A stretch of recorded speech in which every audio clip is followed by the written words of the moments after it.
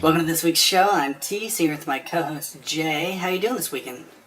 Oh, I'm fabulous. How are you doing?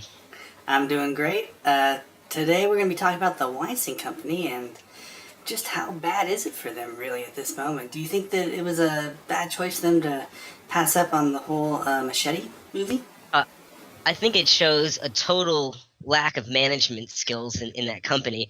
I mean, coupled with the fact that their big Oscar contender got one major nomination, it shows how far they've fallen from the good graces with Miramax and Disney.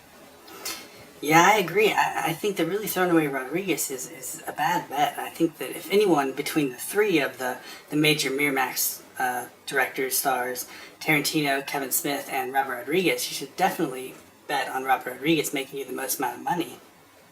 Yeah, he's been the most consistent at the box office, regardless of the gross of Bastards, which was a savior, obviously, and coincidentally, the highest grossing film in that company's history.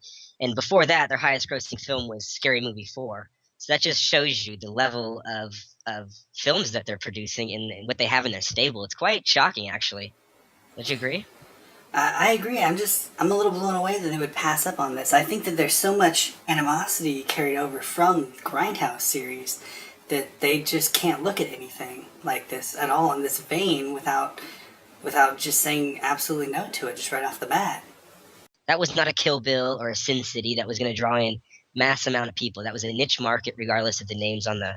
And coincidentally, it sold a whole bunch of DVDs when they split it in two, and it did fairly well across the world. So I don't understand what they could possibly have said about with Rodriguez, but I think they missed a huge, huge market when they let go of Machete. I think that film has a chance to do $50 to $75 million. I have not seen a Rodriguez film, including even Spy Kids 3D, that I really could say that I absolutely hated. Versus watching Quentin Tarantino's Death Proof, I could say that absolutely bad movie, and just he got real lucky with the way that people accepted Inglorious Bastards. I think it's not a normal. It's a very art housey type film. It's not something that normal audiences would really go for. Its box office success around the world is actually quite surprising to myself too, with the revisionist ending and things like that. But it is Tarantino-esque, and people do crave that certain style that he has. And I've always felt that Rodriguez is the talented younger brother or blue collar version in a way of Tarantino. I know Tarantino obviously isn't too white collar himself, but the fact of the matter is Rodriguez makes his films using new technology his way, and it's quite amazing what he can do in his little studio in Austin and amaze the world with it. It's like a low rent version of James Cameron, if you will.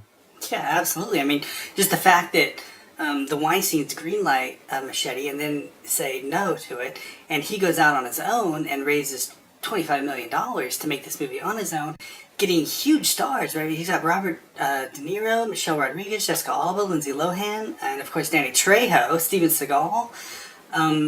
It's a real big deal for these people to want to be involved in Robert Rodriguez movies. You don't really see that happening so much in Quentin Tarantino stuff, even though Tarantino is said to have been the guy that reboots careers in a way, even with and that's mainly due to John Travolta from Pulp Fiction, and really no one else's career has been rebooted.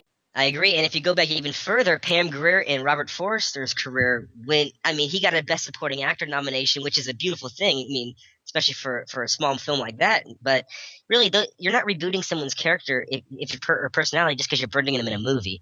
John Travolta's a special case because America always has, even when they said he wasn't famous, he was still doing Look Who's Talking, which were doing $100 million. So it's debatable how far he fell from stardom anyways. But the fact of the matter is Tarantino doesn't – I mean, Uma Thurman, where's she at? Outside of Kill Bill, she'll never be in a movie again that makes that kind of money. Very incredible thing to look back on, but I think even more so, even dealing with the whole Kevin Smith thing and what they're kind of ousting him in a way by not wanting to make his film either. Red State, his new horror flick, they're saying no to that, and now he's trying to turn in his own way in a very Robert Rodriguez style and try to raise money from donations from fans to make that movie. What do you think about that?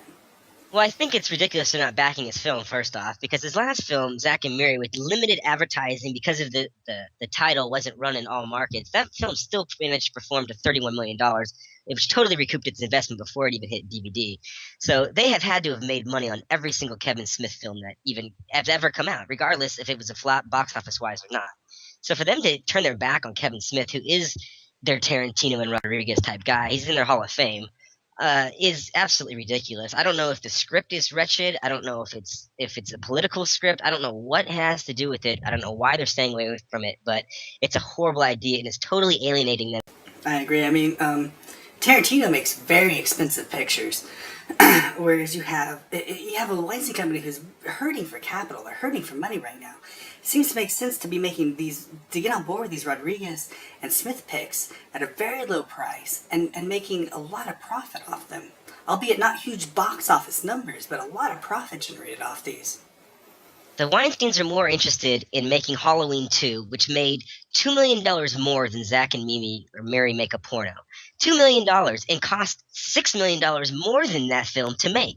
So now they want to do Halloween 3D. Why in the hell would they want to make Halloween 3D over a Kevin Smith film when a Kevin Smith name as a director will bring in a certain core audience that Halloween 3 won't, because Halloween 2 was so bad it alienated so many people, including myself who was a fan of the first film.